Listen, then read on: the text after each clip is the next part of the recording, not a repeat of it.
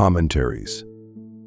Commentaries to the Laozi offer an invaluable guide to interpretation and are important also for their own contributions to Chinese philosophy and religion.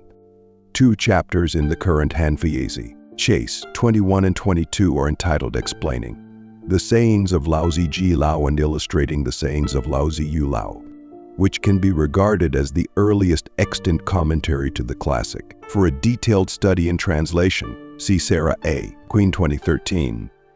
The bibliographical section of the Hanshu. History of the former or Western Han Dynasty lists 4 commentaries to the Laozi, but they have not survived. Nevertheless, Laozi learning began to flourish from the Han period. The commentaries by Heshanggong, Yanzun, Wang Bi, and the Xiang'er commentary will be introduced in what follows. Some mention will also be made of later developments in the history of the Daodejing. The late Isabelle Robinet has contributed an important pioneering study of the early Laozi commentaries. 1977, see also Robinet 1998. Traditionally, the Heshanggong commentary is regarded as a product of the early Han Dynasty. The name Heshanggong means an old man who dwells by the side of a river, and some have identified the river in question to be the Yellow River. An expert on the Laozi, he caught the attention of Emperor Wen, who went personally to consult him. Heshanggong revealed to the emperor his true identity as a divine emissary sent by the Supreme Lord of the Tao, i.e., the divine Laozi, to teach him. The emperor proved a humble student, as the legend concludes, worthy of receiving the Daodejing with Heshanggong's commentary. A. Chan 1991. Recent Chinese studies generally place the commentary at the end of the Han period, although some Japanese scholars would date it to as late as the 6th century CE. It is probably a 2nd century CE work and reflects the influence of the Huan Lao, Yellow Emperor and Laozi tradition, which flourished during the early Han Dynasty. A. Chain 1991a. Called in early sources the Laozi's Hangyu, it belongs to the genre of Zhangyu literature, prevalent in Han times, which one may paraphrase as commentary by chapter and sentence. Its language is simple, its imagination, down to earth. The Heshanggong commentary shares with other Han works the cosmological belief that the universe is constituted by qi, the energy-like building blocks of life and the vital constituent of the cosmos, variously translated as vital energy, life force, or pneuma. On this basis, interpreting the text in terms of yin-yang theory, the Laozi is seen to disclose not only the mystery of the origins of the universe, but also the secret to personal well-being and socio-political order. What the Laozi calls the One according to Heshanggong refers to the purest and most potent form of qi energy that brings forth and continues to nourish all beings. This is the meaning of Di, the virtue or power with which the 10,000 things, i.e., all beings, have been endowed, and without which life would cease. The maintenance of virtue, which the commentary also describes as guarding the One, is thus crucial to self-cultivation. A careful diet, exercise, and some form of meditation are implied, but generally the commentary focuses on the diminishing of selfish desires. The government of the sage, a term common to all schools of Chinese thought, but which is given a distinctive Taoist meaning in the commentary, rests on the same premise.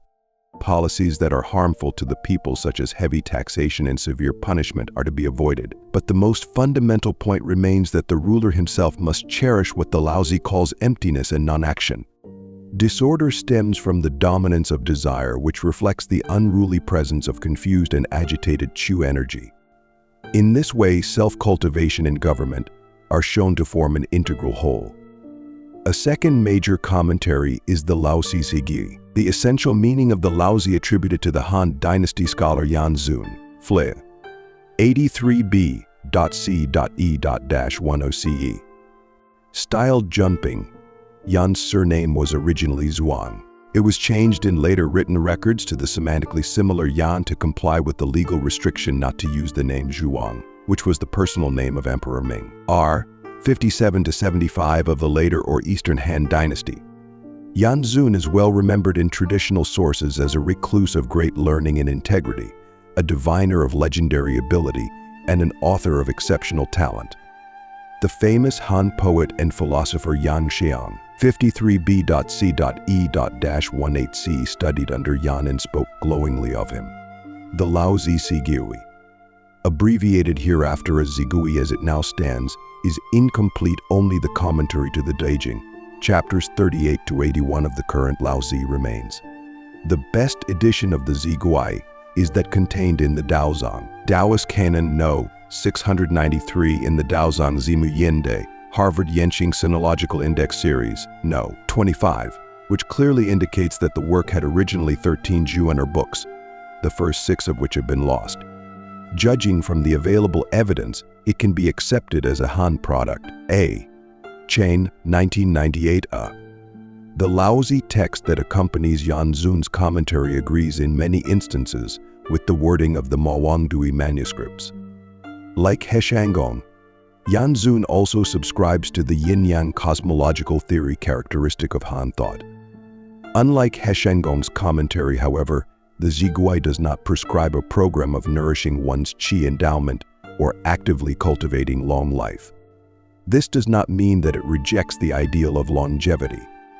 On the contrary, it recognizes that the Tao lives forever and does not die, 8.9 billion, and that the man of Tao correspondingly enjoys long life, 7.2a.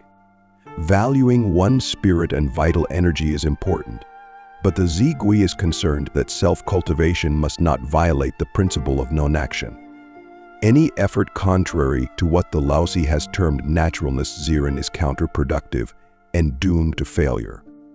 The concept of Ziren occupies a pivotal position in Yan Zun's commentary. It describes the nature of the Tao and its manifestation in the world. It also points to an ethical ideal. The way in which natural phenomena operate reflects the workings of the Tao. The sage follows the Tao in that he, too, abides by naturalness. In practice, this means attending to one's heart-mind, sin so that it will not be enslaved by desire. Significantly, the Zigui suggests that just as the sage responds to the Tao in being simple and empty of desire, the common people would in turn respond to the sage and entrust the empire to him. In this way, the Laozi is seen to offer a comprehensive guide to order and harmony at all levels. An early commentary that maximizes the religious import of the Laozi is the Xiang'er commentary. Although it is mentioned in catalogs of Taoist works, there was no real knowledge of it until a copy was discovered among the Dunhuang manuscripts, S. 6825 in the Stein collection. The manuscript copy, now housed in the British Library, was probably made around 500 CE. The original text, disagreement among scholars notwithstanding, is generally traced to around 200 CE. It is closely linked to the Way of the Celestial Masters, and has been ascribed to Zhang Daoling, the founder of the sect, or his grandson Zhang Lu, who was instrumental in ensuring the group's survival after the collapse of the Han Dynasty. A detailed study and translation of the work in English is now available. Bokenkamp, 1997. The Xiang'er manuscript is unfortunately incomplete. Only the first part has survived, beginning with the middle of chapter 3 and ending with chapter 37 in the current chapter division of the Laozi. It is not clear what the title, Xiang'er, means. Following Rao Zongyi and Ofuki Ninji, Stephen Bokenkamp suggests that it is best understood in the literal sense that the Tao thinks. Xiang'er, 1997, 61. This underscores the central thesis of the commentary, that devotion to the Tao in terms of self-cultivation and compliance with its precepts would assure boundless blessing in this life and beyond. The Xiang'er commentary accepts without question the divine status of Laozi. While Yan Zun and Heshanggong direct their commentary primarily to those in a position to effect political change, the Xiang'er invites a larger audience to participate in the quest for the Tao, to achieve union with the Tao through spiritual and moral discipline. It is possible to attain the lifespan of an undefiled, godlike being Xianzhou. Nourishing one's vital qi energy through meditation and other practices remains the key to attaining long life, and ultimately to forming a spiritual body devoid of the blemishes of mundane existence. Rao, 1991. See also Puet, 2004. Spiritual discipline, however, is insufficient. Equally important is the accumulation of moral merit. Later Taoist sources refer to the 9 precepts of the Xiang'er. There is also a longer set known as the 27 precepts of the Xiang'er. These include general positive steps such as being tranquil and yielding, as well as specific injunctions against envy, killing, and other morally reprehensible acts. Likening the human body to the walls of a pond, the essential qi energy to the water in it, and good deeds the source of the water, the Xiang'er commentary makes clear that deficiency in any one would lead to disastrous consequences. See Bokenkamp 1993. Compared with the Xiang'er, Wang Bi's Laozi commentary could not be more different. There is no reference to immortals, no deified Laozi. The Daodejing, as Wang Bi sees it, is fundamentally not concerned with the art of long life, but offers profound insight into the radical otherness of Tao as the source of being and the practical implications that follow from it.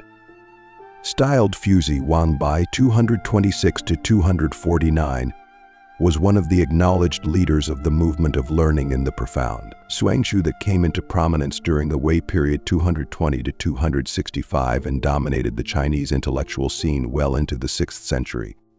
The word Xuan denotes literally a shade of dark red and is used in the Laozi esp. Chaish, one to suggest the mystery or profundity of Tao. The movement has been termed, perhaps not without ambiguity, Neo-Taoism in Western studies. It signifies a broad philosophical front united in its attempt to discern the true meaning of Tao, but not a homogeneous or partisan school. Alarmed by what they saw as the decline of Tao, influential intellectuals of the day initiated a sweeping reinterpretation of the classical heritage. They did not neglect the Confucian classics but drew inspiration especially from the Ying, the Laozi, and the Zhuangzi, which were then referred to as the 3 classics on the profound Sangshuan, that is to say, the 3 key treatises unlocking the mystery of Tao. Wang Bi, despite his short life, distinguished himself as a brilliant interpreter of the Laozi and the Daodejing. C. A. Chain 1991, A. Wagner 2000, Lin 2015, and Neo-Taoism in this encyclopedia. According to Wang Bi, Tao is indeed the beginning of the 10,000 things. Unlike Heshanggong or the Xiang'er, however, he did not pursue a cosmological or religious interpretation of the process of creation. Rather, Wang seems more concerned with what may be called the logic of creation. Tao constitutes the absolute beginning in that all beings have causes and conditions that derive logically from a necessary foundation. The ground of being, however, cannot be itself a being, otherwise, infinite regress would render the logic of the Laozi suspect. For this reason, the Laozi would only speak of Tao as non-being Wu. We will come back to this point later. The transcendence of Tao must not be compromised. To do justice to the Laozi, it is also important to show how the function of Tao translates into basic principles, like governing the universe. The regularity of the seasons, the plenitude of nature, and other expressions of heaven and earth all attest to the presence of Tao. Human beings also conform to these principles, and so are modeled ultimately after Tao. Wang Bi is often praised in later sources for having given the concept of Lai principle its first extended philosophical treatment.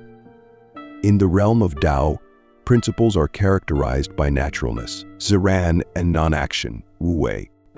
Wang Bi defines ziran as an expression of the ultimate.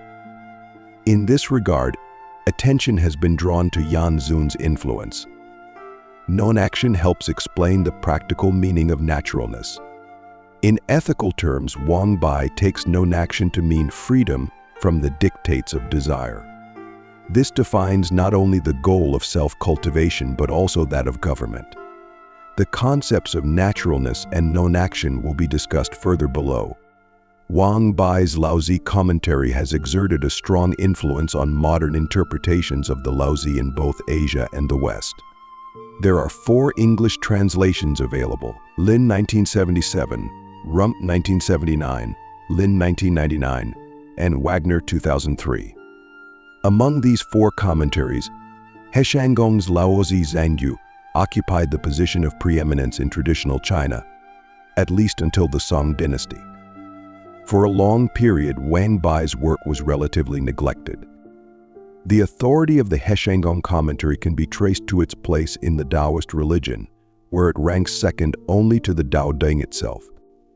Besides Heshanggong's work and the Xiang'er, there are 2 other commentaries, the Laozi Jiji, sectional explanation, and the Laozi Neiji, inner explanation, that are closely associated with religious Taoism. Both have been ascribed to Yin Shi, the keeper of the pass who persuaded Laozi to write the Daodejing and who, according to Taoist hagiographic records, later studied under the divine Laozi and became an immortal. These texts, however, only survive in citations. See Qiuxiama 1979. From the Tang period, one begins to find serious attempts to collect and classify the growing number of Laozi commentaries. An early pioneer is the 8th century Taoist master Zhang Zhengxiang, who cited some 30 commentaries in his study of the Daodejing Wang 1981. Du Guangting, 850 to 933, provided a larger collection, involving some 60 commentaries. Daodejing Guangshengyi, Daozang No, 725. According to Du, there were those who saw the Laozi as a political text, while others focused on spiritual self-cultivation. There were Buddhist interpreters, e.g., Kumarajiva and Sengso, and there were those who explained the twofold mystery Changshuan. This latter represents an important development in the history of interpretation of the Daodejing, Sandry 2009. The term twofold mystery comes from chapter 1 of the Laozi, where Tao is said to be the mystery of all mysteries, in the sense of an incomparably profound reality beyond ordinary comprehension, Shuan Ji Yushuan. As a school of Taoist learning, twofold mystery seizes this to be the key to understanding the Laozi. Taoist sources relate that the school goes back to the 4th century master Sun Deng. Through Gu Huan, 5th century, and others, the school reached its height during the Tang period, represented by such thinkers as Cheng Xuanying and Li Rong in the 7th century. The school reflects the growing interaction between Taoist and Buddhist thought, particularly Madhyamika philosophy. Unlike Wang Bi, it sees non-being as equally one-sided as being when applied to the transcendence of Tao. Non-being may highlight the profundity or mystery of Tao, but it does not yet reach the highest truth, which according to Cheng Xuanying can be called the Tao of middle oneness. Cone 1992, 144 Asandri 2009 Chess 4 and 6. Like other polar opposites, the distinction between being and non-being must also be forgotten before one can achieve union with Tao. The Laozi has been viewed in still other ways. For example, a Tang commentary by Wang Jin, the Daodejing Lunbing Yao Yishu, Daozang No, 713, presented to Emperor Xianzong, r. 806 to 820 and 809, sees the text as a treatise on military strategy. Rand 197980, see also Wang Ming 1984 and Mukai 1994. The diversity of interpretation is truly remarkable. See Robinet 1998 for a typological analysis. The Daodejing was given considerable imperial attention, with no fewer than 8 emperors having composed or at least commissioned a commentary on the work. These include Emperor Wu and Emperor Jian of the Liang Dynasty, Xuanzong of the Tang, Huizong of the Song, and Taizu of the Ming Dynasty. See Liu Kunren 1969 for a discussion of the last 3. By the 13th century, students of the Daodejing were already blessed, as it were, with an embarrassment of riches, so much so that Du Daojian, 1237 to 1318, could not but observe that the coming of the Tao to the world takes on a different form each time. That is to say, different commentators were shaped by the spirit of their age in their approach to the classic, so that it would be appropriate to speak of a Han Laozi, Tang Laozi, or Song Laozi, each with its own agenda. Xuanjing Yuanqi Fahui, Daozang No, 703. Thank you for watching. If you found this video insightful, Don't forget to hit the like button and subscribe to our channel for more thought-provoking content. We love hearing from you, so drop a comment below with your thoughts or any questions you have. Your feedback helps us create better content for you. See you in the next video.